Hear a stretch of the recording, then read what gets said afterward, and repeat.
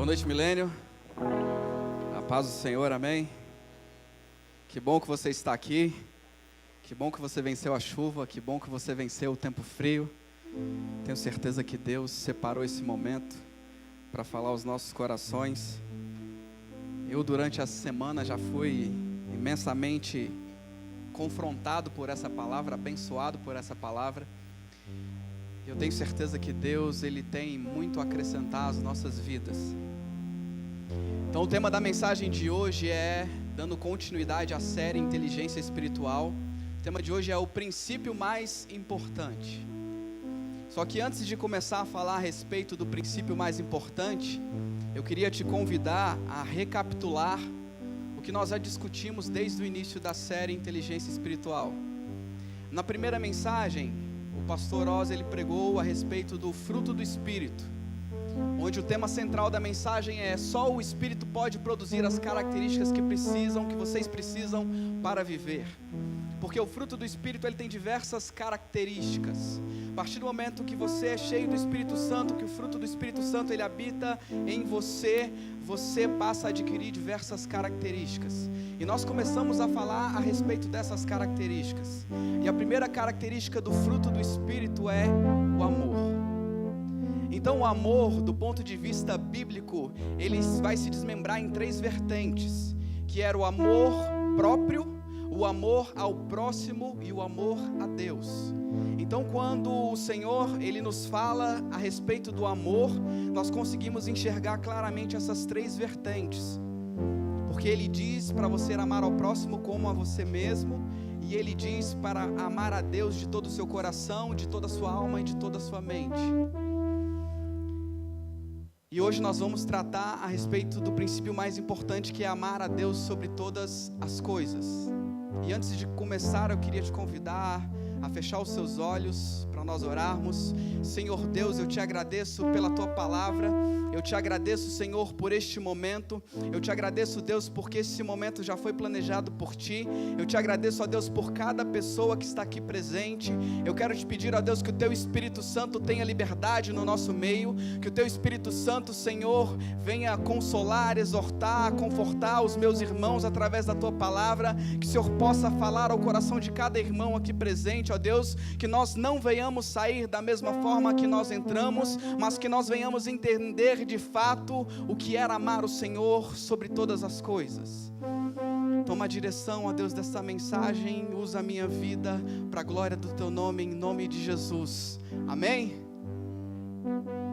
Queria te convidar a ler um texto que se encontra no livro de Mateus, no capítulo de número 22, do verso de número 34 até o verso de número 40, que diz o seguinte: sabendo os fariseus que Jesus tinha calado os saduceus com essa resposta, reuniram-se novamente para interrogá-lo. Um deles, especialista na lei, tentou apanhá-lo numa armadilha, com a seguinte pergunta: mestre, qual é o mandamento mais importante da lei de Moisés? Jesus respondeu: ame o Senhor, seu Deus, de todo o seu coração, de toda a sua alma e de toda a sua mente. Este é o primeiro e maior mandamento. O segundo é igualmente importante: ame o seu próximo como a si mesmo. Toda a lei e todas as exigências dos profetas se baseiam nesses dois mandamentos. Então eu fiz questão de grifar os dois pontos que nós iremos tratar a respeito dessa mensagem, mais especificamente o primeiro ponto, que é: ame o Senhor seu Deus de todo o seu coração, de toda a sua alma e de toda a sua mente. E eu normalmente, quando eu vou pregar, eu gosto de fazer algumas experiências antes de pregar. Eu escolho algumas pessoas e começo a fazer algumas perguntas, e normalmente sobra para minha esposa. E eu perguntei para ela: meu amor, você ama a Deus? Aí ela: claro, eu amo a Deus. Meu amor, você ama a Deus acima de todas as coisas? Ela fechou o semblante, fez uma cara triste. Se você fosse surpreendido com essas duas perguntas hoje: você ama a Deus? Provavelmente você diria sim. Só que a pergunta, ela muda completamente quando você é perguntado se você ama a Deus sobre todas as coisas. Porque amar a Deus sobre todas as coisas requer de você colocar o Senhor no nível mais alto de prioridade da sua vida. E a realidade do nosso tempo é que nós vivemos em um mundo cheio de prioridades. A imagem ao fundo não é por acaso, essa quantidade imensa de post-its. Como que funciona hoje? Isso aí se tornou até uma ferramenta de trabalho. Existem alguns frameworks que as pessoas utilizam hoje no trabalho que usam um post-it como uma ferramenta de trabalho, para definir o que é prioridade, o que eu estou fazendo agora, o que eu vou fazer depois, o que eu vou fazer na sequência. E no ambiente de trabalho, pelo menos na minha rotina, eu tenho o hábito de fazer o seguinte: você recebe inúmeras demandas. Vem demanda do seu chefe, vem demanda do chefe do seu chefe, vem demanda do seu colega de trabalho, e você vai colocando isso na sua lista de demandas a fazer. E você precisa definir uma prioridade para você executar essas demandas, porque você não vai conseguir fazer tudo ao mesmo tempo. Então eu costumo fazer assim: tem uma demanda, essa aqui é prioridade 2, essa aqui é a prioridade 1, demanda do meu chefe é a prioridade 0, demanda do chefe do meu chefe é a prioridade menos 1, é aquela que você precisa fazer para ontem. Então nós vivemos neste mundo de inúmeras demandas que requer da nossa parte que nós venhamos definir qual é a prioridade dessas questões. E trazendo mais para o nosso cotidiano, nós vivemos cheios de prioridades. É a esposa, são os filhos, é o trabalho, são os projetos, é a escola, é a faculdade, é a pós-graduação, é o mestrado, é o doutorado, é a viagem para o exterior, é o curso de inglês do seu filho, é a faculdade do seu filho que só tem 3 anos, mas você já está pensando na faculdade dele. E você vive ali atordoado por inúmeras prioridades. E você fala: e agora? O que eu faço? E o interessante é que as nossas prioridades, elas adquirem a velocidade que o mundo tem determinado. E essa velocidade é tudo para ontem. O crescimento profissional é para ontem. A felicidade da sua família é para ontem. A viagem dos seus filhos para o exterior é para ontem. Aquela pós-graduação ela é para ontem. O mestrado para ontem. O doutorado para ontem. O pós-doutorado para ontem. E você se vê tão atarefado conforme essa imagem, cheio de demandas, de projetos, de sonhos a serem realizados.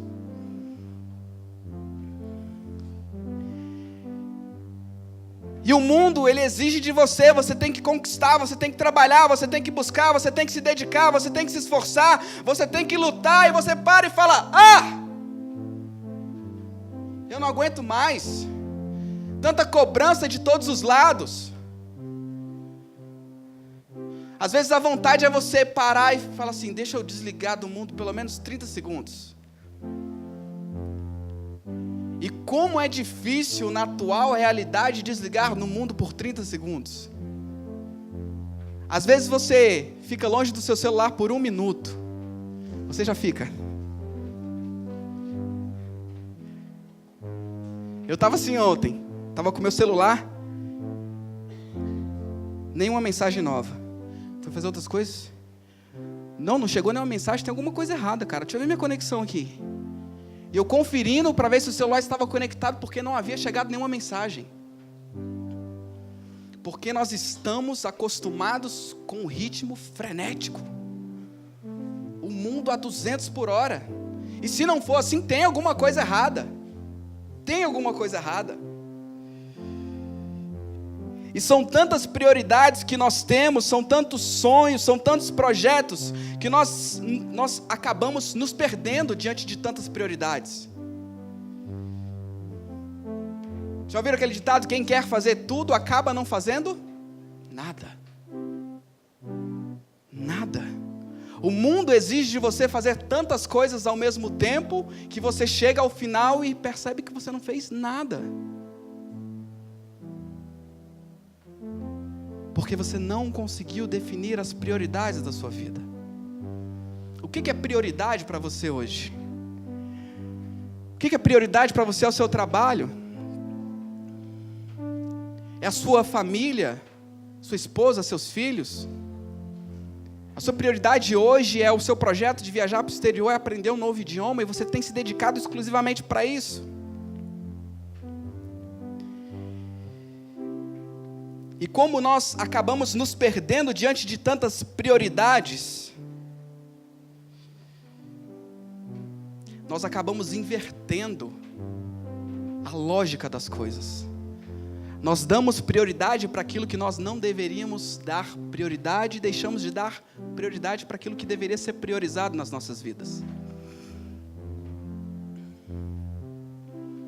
Porque quando existe um desequilíbrio nas nossas demandas, nos nossos projetos, nas nossas prioridades, você começa a afetar outras áreas da sua vida.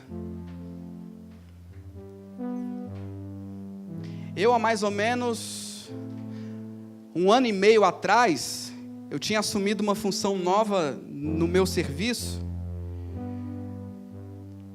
que Deus tinha falado para mim que eu iria assumir ela 10 anos atrás. E desde que eu assumi no meu serviço, eu tinha colocado aquilo como uma prioridade. Eu vou me dedicar, eu vou me esforçar, porque quando chegar o dia de assumir determinada função, eu estarei pronto para assumir tal função. Isso começou a demandar de mim mais tempo de trabalho do que o normal. E, consequentemente, mais ausência minha dentro de casa com a minha esposa e com meu filho. Só que, como eu tinha colocado aquilo como uma prioridade em relação à minha família, eu estava me dedicando para aquilo.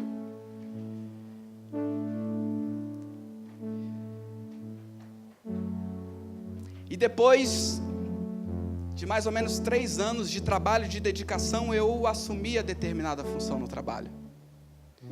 E como eu fiquei feliz, o salário aumentou, vamos comemorar, que legal. Só que o fato de assumir uma nova função me demandou ainda mais tempo de trabalho e mais ausência dentro de casa.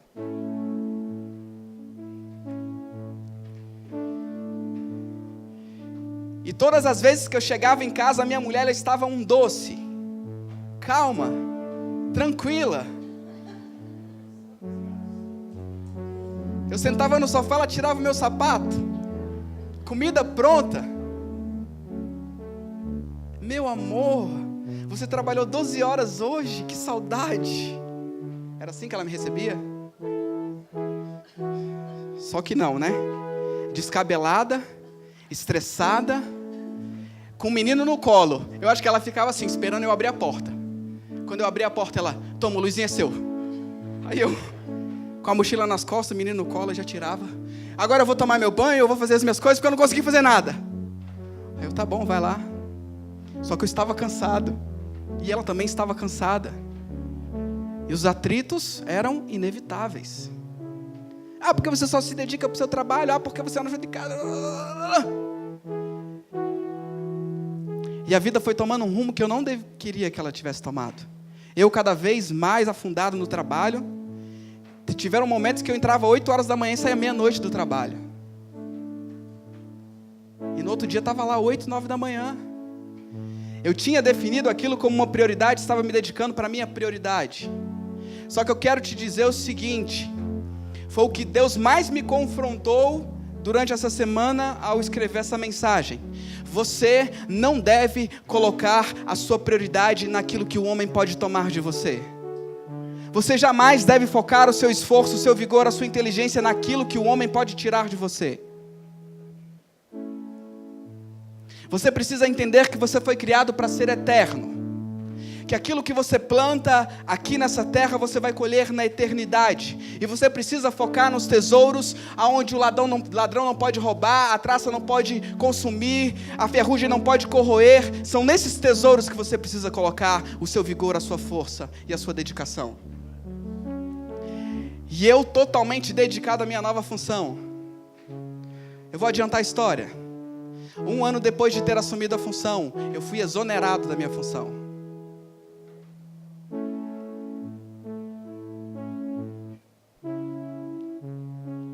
Aí eu parei e falei assim, nossa, mas eu me dediquei tanto, eu me dedicava tanto, eu me esforçava tanto. Por que fizeram isso comigo? Foi um processo doloroso.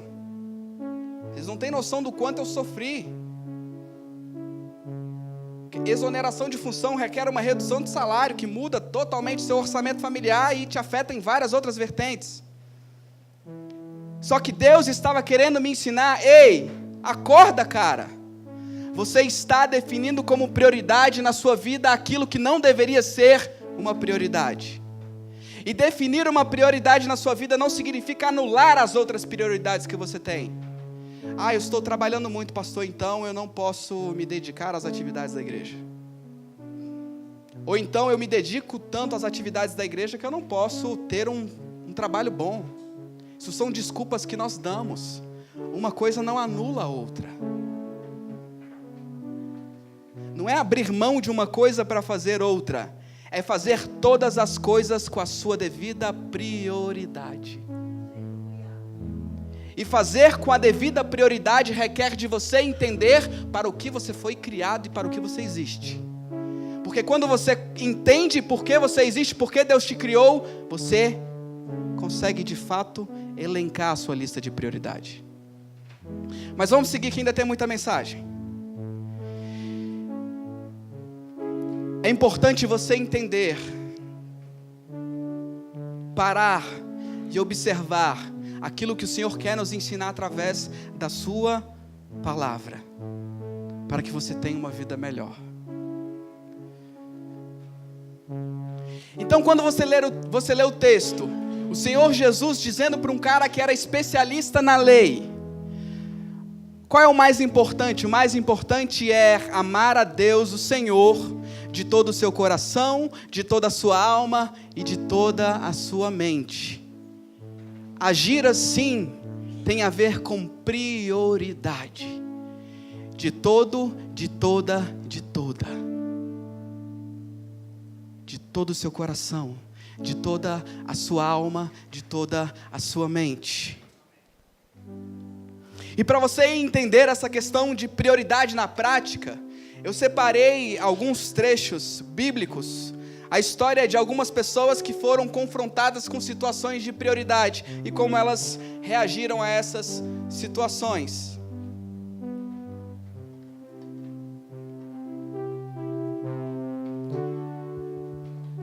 Primeira situação, relato bíblico que eu separei, é o relato bíblico de Abraão, que se encontra em Gênesis capítulo 22, verso de número 2, que diz o seguinte: Deus disse a Abraão: toma seu filho, seu único filho, Isaque, a quem você tanto ama, e vá à terra de Moriá, lá em um dos montes que eu lhe mostrarei, ofereça-o como holocausto. Mas que pedido mais inusitado.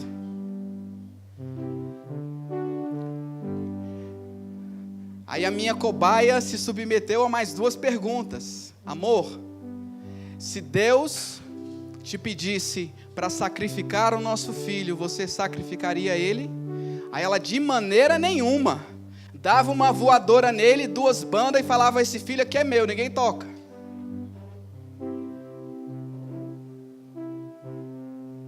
E automaticamente eu me fiz a essa pergunta: você teria coragem de entregar o seu filho, o seu único filho, a quem você tanto ama, em sacrifício, porque o Senhor te pediu ele? A gente fica triste só de pensar. E Abraão, diante desse pedido do Senhor, organizou tudo no dia seguinte, saiu com seu filho, levou o que era necessário, o seu filho, as lenhas, disse para o seu servo: eu vou até o Monte Moriá. No meio do caminho, o filho dele, desconfiado, fala assim: papai, eu estou vendo tudo, mas eu não estou vendo o cordeiro do holocausto. Cara, partiu meu coração, cara. Ele nas entrelinhas falou assim: papai, você vai me sacrificar, papai? E o que eu acho mais interessante é a reação de Abraão diante do questionamento do seu filho. Ele vira para o seu filho e fala assim: meu filho, Deus proverá o cordeiro para o holocausto. O que você precisa entender através dessa palavra? Quando Deus te pede alguma coisa, não necessariamente Ele está querendo arrancar isso de você, mas Ele está querendo entender de fato o que aquilo representa de prioridade na sua vida. E quando Ele te pede é para fazer um milagre na sua vida. E lá vai ele com seu filho. Botou o filho no altar, amarrou ele, colocou a lenha. E eu fico imaginando a cena de desespero. Porque a Bíblia ela não entra nas entrelinhas, mas eu vou aqui narrar uma história. Não, papai, cadê o cordeiro, papai? Cadê o cordeiro que você falou, papai? Não pode ser eu, papai. E o pai dele amarrando ele, pegando a faca. E quando ele vai para sacrificar o seu filho, um anjo grita do céu: Abraão, para Abraão, não fira o menino. Você conseguiu provar o seu amor e o seu temor para com o Senhor. Deus não estava interessado em ver a morte do filho de Abraão. Deus estava interessado em saber se de fato ele era a prioridade na vida de Abraão. Porque quando Deus chamou Abraão: Abraão, saia da tua terra, do meio da tua parentela, para a terra que eu lhe mostrarei, e farei de ti uma grande nação. Abraão entendeu que Deus era a prioridade na vida dele, largou tudo e seguiu conforme o Senhor havia orientado.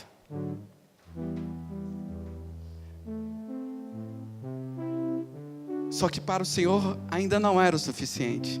E é interessante que quando o Senhor chama a Abraão, Ele fala assim: Abraão, presta atenção nos detalhes. Toma seu filho, seu único filho, a quem você tanto ama. Abraão, pega a sua prioridade e vamos lá no Monte Moriá para a gente conversar.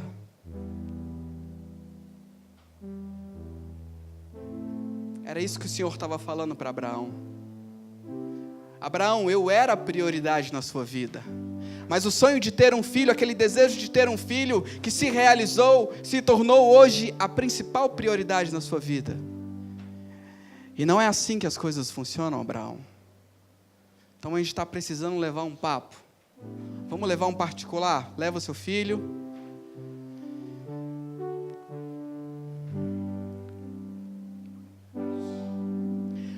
O que o Senhor tem pedido para você sacrificar hoje? O que tem sido prioridade na sua vida, no lugar de quem de fato deveria ser prioridade?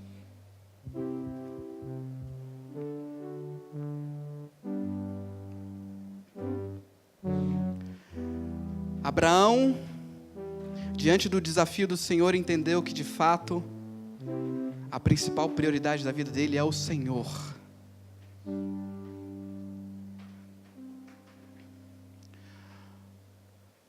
Outra passagem que eu separei para a gente entender um pouco sobre prioridade se encontra no livro de Marcos, capítulo 10, verso de número 21 e 22.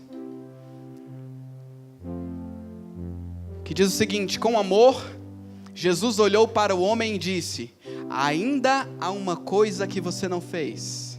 Vá, venda todos os seus bens e dê o dinheiro aos pobres. Então você terá um tesouro no céu. Depois, venha e siga-me.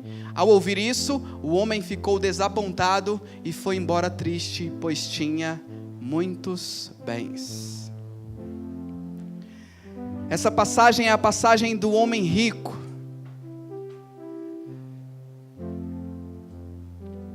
Que ela começa mais ou menos assim: quando Jesus ele saiu para Jerusalém, um homem veio correndo aos pés dele, se ajoelhou e falou assim: Senhor, o que eu preciso fazer para herdar a vida eterna?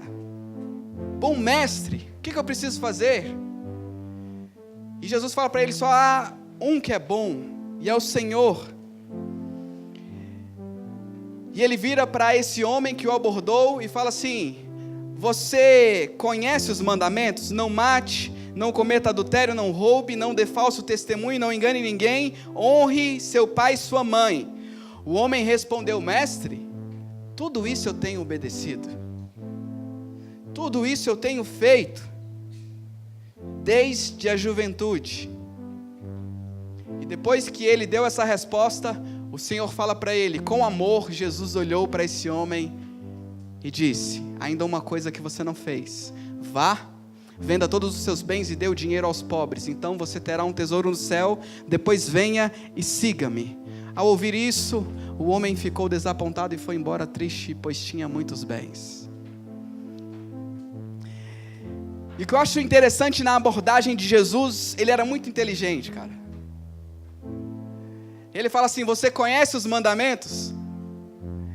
Ele não começa pelo primeiro mandamento. Jesus já conhecia o coração daquele homem.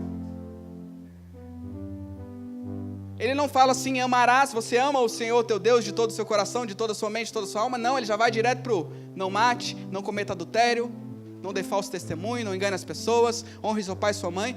Tudo isso eu tenho feito. Ótimo. Agora faz o seguinte: venda tudo que você tem, dê aos pobres. Mais uma vez eu viro para minha cobaia, minha linda esposa: amor, se Deus pedisse para a gente hoje vender a nossa casa, vender o nosso carro, vender todos os nossos móveis, vender tudo que a gente tem e doar aos pobres, você faria isso? Nem a Juvenal. De forma alguma. Tinha viver de quê? Tinha pagar as contas com o quê, rapaz? Tá ficando doido? Se Deus virasse para você hoje e dissesse isso: venda tudo que você tem e dê aos pobres, qual seria a sua reação?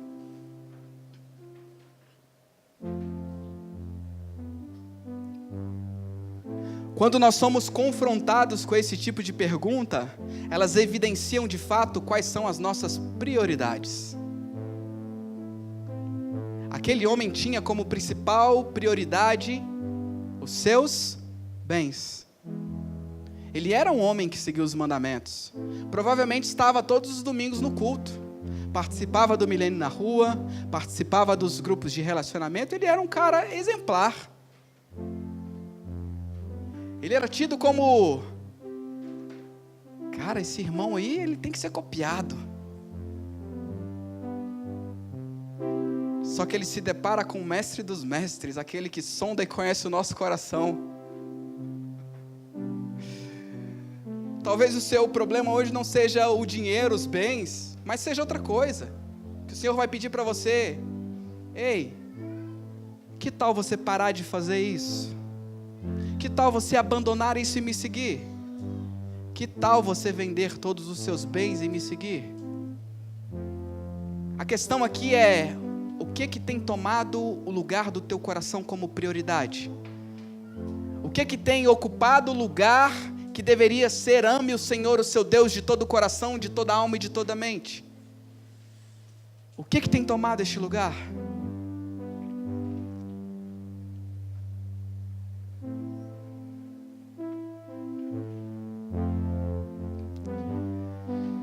Então um foi desafiado em relação à sua prioridade. Abraão aceitou o desafio, foi provado por Deus e foi aprovado por Deus. O segundo homem foi desafiado pelo Senhor, não aceitou o desafio, foi embora, e Jesus nunca mais viu esse homem. Terceiro relato se encontra em Mateus capítulo 8, verso de número 18 a número 20. Enquanto andava à beira do mar da Galileia, Jesus viu dois irmãos, Simão, também chamado Pedro, e André. Eles jogavam redes ao mar, pois viviam da pesca. Jesus lhes disse: sigam-me e eu farei de vocês pescadores de gente. No mesmo instante, deixaram as suas redes e o seguiram. Capítulo 4 de Mateus, ele vem de uma trajetória onde começa a narrar, no capítulo 1, a genealogia até chegar a Jesus. Depois mostra, falando sobre João Batista, depois Jesus sendo batizado por ele, depois Jesus sendo tentado no deserto, e Jesus começa a chamar os seus primeiros discípulos.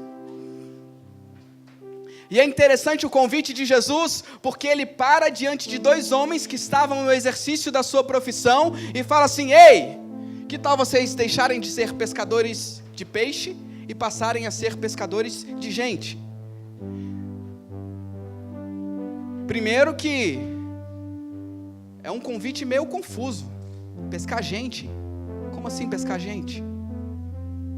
Eu já ouvi falar de pescar peixe, mas pescar gente eu nunca escutei. Só que o interessante é que o texto não entra nos detalhes de questionamento, de dúvida. Imediatamente, no mesmo instante, aqueles homens largam as suas profissões, os seus afazeres e decidem seguir a Jesus. Agora a gente precisa entender que existia um contexto por trás dessa história. Provavelmente a atividade profissional desses homens, ela colaborava com o sustento da sua casa, da sua família. E como assim você no mesmo instante larga a sua obrigação, aquela que traz o sustento para dentro de casa, aquela que ajuda a sua esposa, o seu filho, o seu pai, a sua mãe, e decide seguir um homem desconhecido? E foi o que esses homens fizeram. E a única conclusão que eu chego é que existia algo de muito especial no convite de Jesus. Mas não basta somente existir algo de especial no convite de Jesus, porque esse algo especial continua existindo até hoje. Quando o Senhor te convida, é um convite especial. Só que quantas pessoas recusam o convite de Jesus? Para pensar, você estudou durante 4 anos para passar num concurso público. E você conseguiu alcançar aquela tão almejada, disputada vaga de concurso público. E você espera aquele grandioso dia, o dia de tomar posse. E você toma posse. Na semana seguinte, Jesus visita a tua mesa.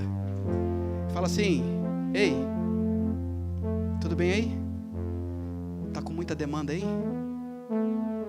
O que você acha de deixar de escrever memorando, nota técnica, petição e ser um pescador de gente? Tá doido?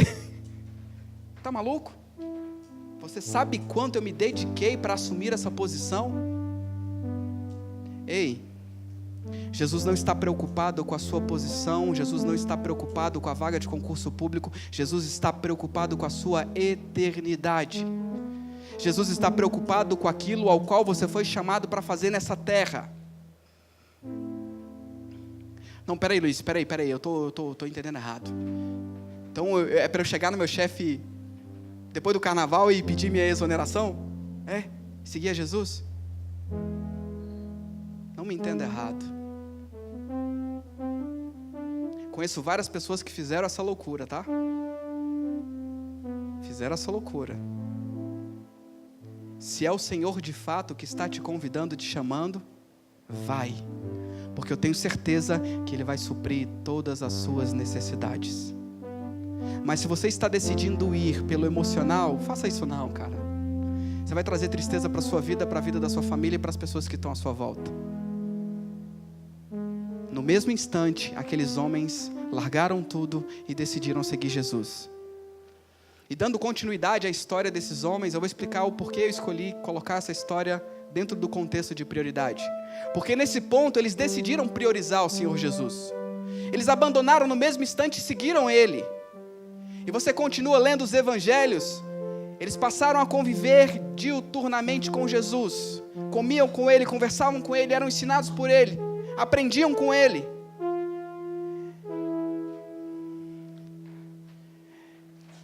E no momento em que Jesus foi preso, o que aconteceu com seus discípulos? Perna para que te quero, meu amigo. Vão prender, torturar ele, eu não quero isso não. É tão interessante, num determinado momento da vida dos caras, eles priorizam ao máximo Jesus. Num outro momento, não, você era a minha prioridade, agora a minha prioridade é sair daqui ileso. Fui.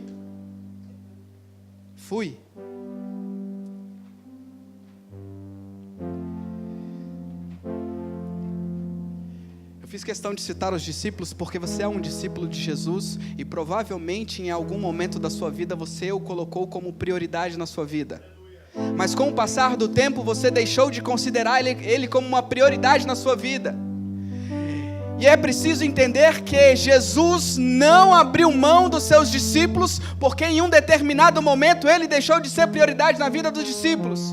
Pelo contrário, depois Jesus volta, se encontra com Pedro e fala assim: Pedro, você me ama? Eu te amo, Senhor. Você me ama mais que os outros? Amo, Senhor. Pedro, você me ama? Amo, Senhor. Pedro, você me ama? Pela terceira vez, ele já constrangido de ser questionado por Jesus, porque ele se lembrou que ele havia negado Jesus por 3 vezes. Aquele homem ao qual ele virou as costas para sua atividade profissional, para sua família, e decidiu seguir ele. Ele é confrontado num determinado período da sua vida, falando assim: Pedro, aquilo que ficou para trás, quando você me abandonou, eu estou te perdoando, Pedro. Agora faz o seguinte: cuida das minhas ovelhas, Pedro. Apacenta as minhas ovelhas. O que o Senhor quer te dizer nessa noite: esqueça quando você não tratou Ele como prioridade, porque Ele está aqui nessa noite para te perdoar, para te dar uma nova oportunidade e para te dizer que o mais importante é cuidar das ovelhas dEle.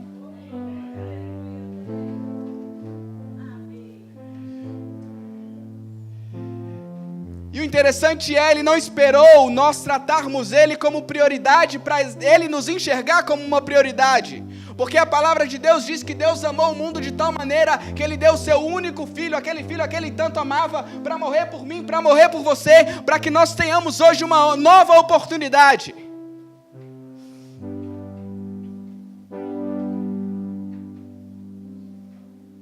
E se os discípulos tiveram uma nova oportunidade, eu tenho certeza que hoje você tem uma nova oportunidade.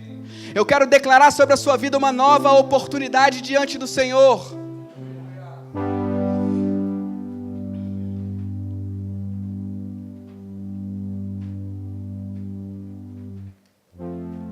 Aquilo que você define como prioridade na sua vida, determina as suas escolhas e, consequentemente, o seu destino. Aquilo que você define como prioridade na sua vida, determina as suas escolhas e, consequentemente, o seu destino. Eu fico imaginando o seguinte: se Abraão tivesse se recusado a sacrificar Isaac, qual teria sido a história de Abraão? Se aquele homem rico, que não decidiu vender tudo o que tinha, dar aos pobres e seguir Jesus, se ele tivesse decidido vender tudo, dar aos pobres e tivesse seguido Jesus, qual teria sido a história dele? Quer ver que interessante agora? A Bíblia não menciona o nome do homem rico. Quem é o homem rico? Quem é o homem rico? Qual o nome dele? De onde ele veio? Para onde ele vai? Ninguém sabe. Sabe por quê? Quando você decide priorizar aquilo que o Senhor tem pedido para você, Ele te levanta para você marcar a história de uma geração. Amém? Como Ele disse não, Ele foi só mais um que passou pelo caminho de Jesus. Se você tem o desejo no seu coração de marcar a sua geração, de fazer a diferença em meio às pessoas em que você vive, entenda que num determinado momento você vai precisar definir o Senhor como uma prioridade principal da sua vida. Porque se isso não existir, não existirá os próximos capítulos da sua história. Você será mais um na história. E o que eu tenho certeza é que o Senhor não te chamou para ser só mais um na história. O Senhor te chamou para ser um instrumento de transformação na vida das pessoas que estão à sua volta, seja da sua família, seja dos seus colegas de trabalho, seja dos seus colegas de faculdade, seja dos seus colegas de lazer. Deus te levantou para ser um instrumento de transformação para essa geração. Mas para isso acontecer, você precisa entender que Ele tem que ser a principal prioridade da sua vida.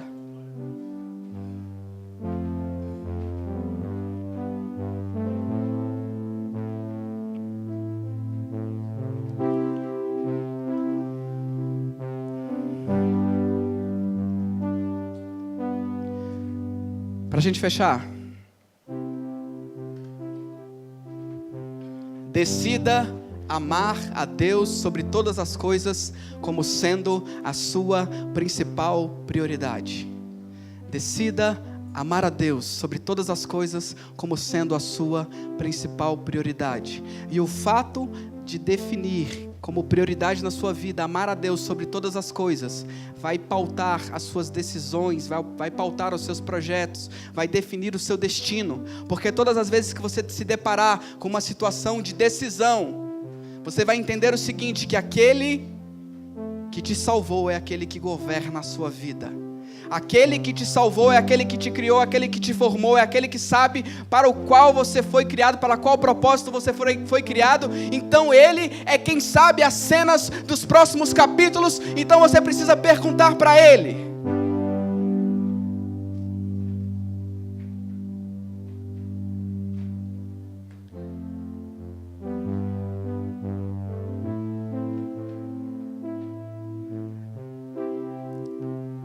Deus essa semana me fez repensar a minha vida, a minha carreira, o meu ministério, me fez repensar tudo.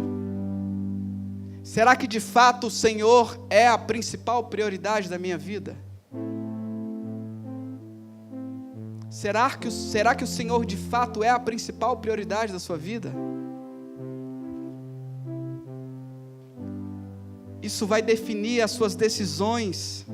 Se o Senhor for a principal prioridade da sua vida, as suas decisões serão pautadas de acordo com a vontade dEle.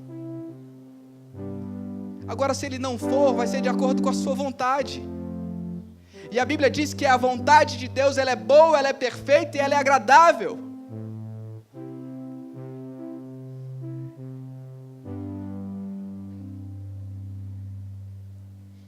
Não sei se você está se sentindo constrangido, igual eu estou me sentindo constrangido. Porque você fala assim, cara, eu era pecador, falho, imundo. Ele olha de lá de cima para mim e me trata com amor. Ele ignora as minhas iniquidades, Ele ignora os meus pecados, Ele ignora as minhas falhas e fala assim, Ele precisa ter uma oportunidade de ser reconduzido à vida eterna. E o que eu posso fazer? Dar o que eu tenho de melhor. E Ele deu o que Ele tinha de melhor. Ele deu o seu único filho para morrer no nosso lugar, para que todo aquele que nele crê não pereça, mas tenha a vida eterna. Eu não sei se em algum momento da sua vida você já fez a sua confissão de fé, declarando, eu aceito Jesus como meu Senhor e Salvador. Eu quero te dizer que hoje é uma oportunidade de você fazer isso. Ou então você que em algum momento da sua vida declarou a sua fé em Jesus, mas se afastou dele, elencou outras prioridades e hoje ele não é mais uma prioridade na sua vida. Eu quero te dizer que ele está aqui para te perdoar de tudo que você fez e te dar uma nova oportunidade.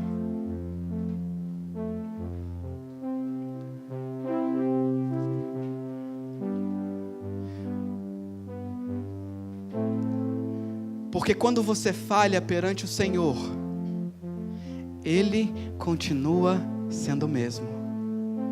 O amor dEle continua sendo o mesmo. Às vezes a gente acha que o nosso relacionamento com Deus é igual ao nosso relacionamento com a esposa ou com um amigo. Ah, ela fez alguma coisa que eu não gostei, tô de mal dela. Hashtag chateado. Aí posta lá nos stories do Instagram, né? Quem diria, quem eu confio, me traindo pelas costas. Começa as indiretas nos stories. Quando você peca contra o Senhor, sabe qual é a posição do Senhor, o posicionamento dele? Ele está só te esperando você se arrepender e correr para os braços dele, para ele te perdoar. O mundo prega que ele aponta o dedo para você. Ele não aponta o dedo para você, ele está de braços abertos, esperando você para te perdoar. Então, se você entendeu o que o Senhor quis dizer para você nessa noite, eu quero te convidar aqui a vir aqui à frente, nós queremos orar por você. A oportunidade que o jovem rico, que o homem rico tinha para ter uma história linda com Jesus foi dada e ele ignorou. A oportunidade que foi dada a Abraão para elevar a ele a um novo patamar de fé foi dada e ele aproveitou. Então eu quero te convidar a aproveitar a oportunidade que o Senhor quer te dar nessa noite. Hoje é noite de perdão, hoje é noite de redefinição de prioridades. Ele tem que ser a principal prioridade da sua vida. Amém?